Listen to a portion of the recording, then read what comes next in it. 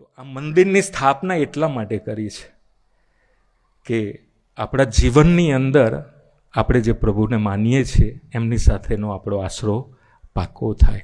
આ મંદિરની સ્થાપના એટલા માટે કરી છે કે આપણા સ્વભાવનું પરિવર્તન થાય.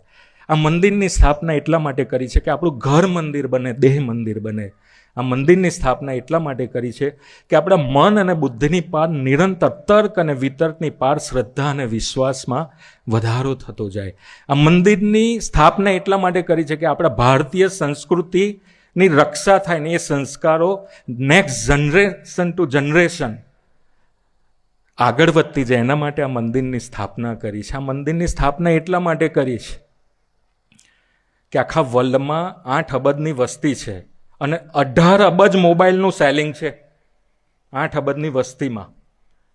તો 18 અબજ મોબાઈલ આખા વર્લ્ડમાં છે તો એ ડિસ્ટ્રક્શન કે અને સર્વે એવું કહે છે કે ઇન્ડિવિજ્યુઅલ વ્યક્તિ 1 મિનિટમાં 16 વખત મોબાઈલ જોવે છે, ટેપ કરે છે. તો માઇન્ડ કેટલું બધું સ્કેટર્ડ થયેલું છે આખા વર્લ્ડ લેવલ ઉપર. એ સ્કેટર્ડ માઇન્ડને સ્થિર કરવા માટેનું સ્થાન એટલે આ મંદિર. અને એ મંદિર આપણને પ્રગટ ગુરુ હરિપ્રબોધજીવન સ્વામીજીએ બક્ષિસમાં આપ્યું છે.